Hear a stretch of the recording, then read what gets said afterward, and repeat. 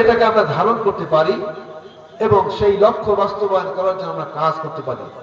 আমরা কি কাজ করতে রাজি আছি বলেন তো? ইনশাআল্লাহ। আলহামদুলিল্লাহ। সম্মানিত উপস্থিতি, আমাদের প্রধান বক্তা ইতিমধ্যে আমাদের মঞ্চে তাশরীফ এনেছেন। আমি আমার কথা দীর্ঘায়িত করতে চাচ্ছি না। আমি প্রথম যে কথা বলতে চাই, আমি আপনাদের ভাই, আমি আপনাদের সন্তান।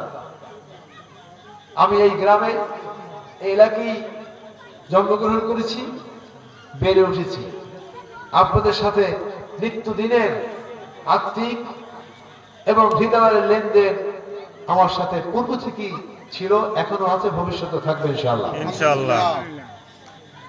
এই যে ভাইজোলার মানুষ তাদের ব্যবসা বাণিজ্য করার জন্য আমার বাড়ির সামনে দিয়ে তারা প্রতিদিন সকালবেলা একবার ময়ূরগঞ্জ বাজারে যায়, আর সেখান থেকে দুপুরে ফেরে আবার বিকেলে আর একবার যায়, তাই না? আমার তো সেই স্মৃতির কথা মনে পড়ে, যখন রাতের বেলা দোকান বন্ধ করে, ব্যবসা বাণিজ্য বন্ধ করে, রেডিও কান্দে ঝুলাইয়া প্রত্যেকে বাজাইতে বাজাইতে যখন আমার বাড়ির সামনে দিয়ে যেতেন, কার রেডিওতে কত জোরে শব্দ হয় তার একটা প্রতিযোগিতা চলতো। এই কথা কি মনে আছে আপনাদের? সেই রেডিও এখন অবশ্য নেই, আছে? নেই। সুতরাং নিত্যদিনের সকাল দুপুর সন্ধ্যা আমরা একসাথে এই জনপদে বড় হয়েছি, তাই না?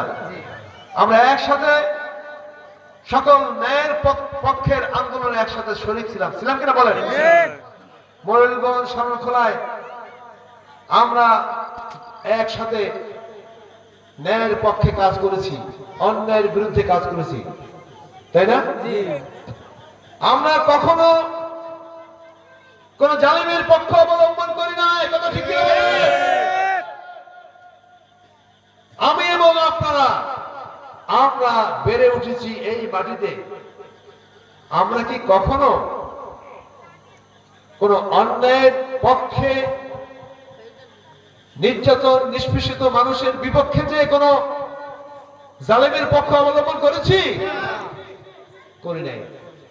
আমরা আল্লাহর কাছে দোয়া করি, আল্লাহ রাব্বুল আলামিন যেন আমাদেরকে আমৃত্যু সেই জালিমের হাত থেকে, জুলুমের শিকার হওয়া মানুষগুলোকে রক্ষা করার জন্য তাদের পাশে এসে দাঁড়ানোর তৌফিক দান করবেন, আল্লাহুম্মা আমিন।